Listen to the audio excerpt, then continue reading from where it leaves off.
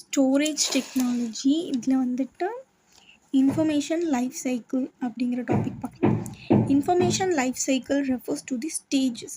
இப்போ life சைக்கிள்னு எடுத்துட்டாலே stages இருக்க தான் செய்யும். ஃபஸ்ட்டில் ஒவ்வொரு ஸ்டேஜாக தானே லைஃப் சைக்கிள் இப்போ நார்மலாக பார்ப்போம். ஸோ ஸ்டேஜஸ் இதில் என்னென்னா எந்த டேட்டா வந்துட்டு பாஸ் பண்ணதோ எதைனா அதோட க்ரியேஷன்லேருந்து ஈவென்ச்சுவல் டிஸ்போஷலுக்கு பாஸ் பண்ணதோ அதுதான் அந்த ஸ்டேஜஸ் தான் வந்துட்டு இன்ஃபர்மேஷன் லைஃப் சைக்கிள் ரெஃபர் பண்ணுன்னு சொல்லியிருக்காங்க.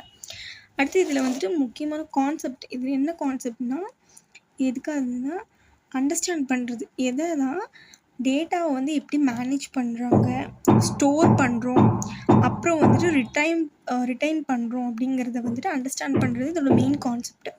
அடுத்து வந்துட்டு டேட்டா க்ரியேஷன் ஆர் கேப்சர். ஒரு டேட்டான்னு எடுத்துகிட்டா ஃபஸ்ட்லேருந்து அந்த ஸ்டேஜஸ் ஃபஸ்ட்லேருந்து பார்க்குறோம்.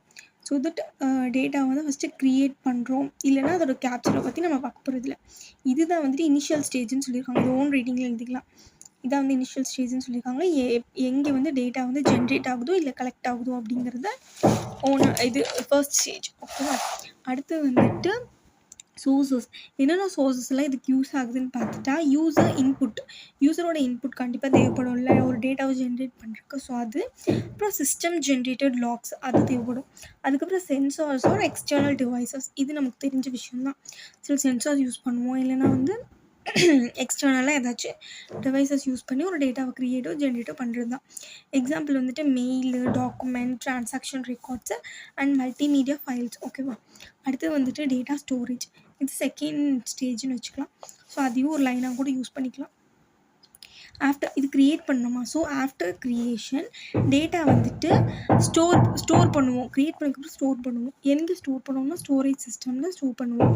எது local drive, cloud storage or database எல்லாம் நமக்கு தெரிஞ்ச விஷயம் தானே. ஸோ இந்த மாதிரி இடத்துல நம்ம ஸ்டோர் பண்ணுவோம்.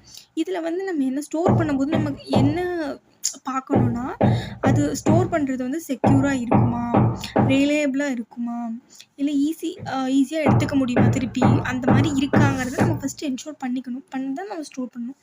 டைப்ஸ் ஆஃப் ஸ்டோரேஜ், என்னென்ன ஸ்டோரேஜ் இருக்குன்னு கேட்டாங்கன்னா ஈஸி தான். ப்ரைமரி, செகண்டரி, டெரிட்டரி எல்லாமே படிச்சிருப்போம் நம்ம. ஸோ இது மாதிரி எடுத்துக்கலாம். இதுக்கு மேலே ஸ்டேஜஸ் கொஞ்சம் இருக்குது. நெக்ஸ்ட்டு பார்ப்போம்.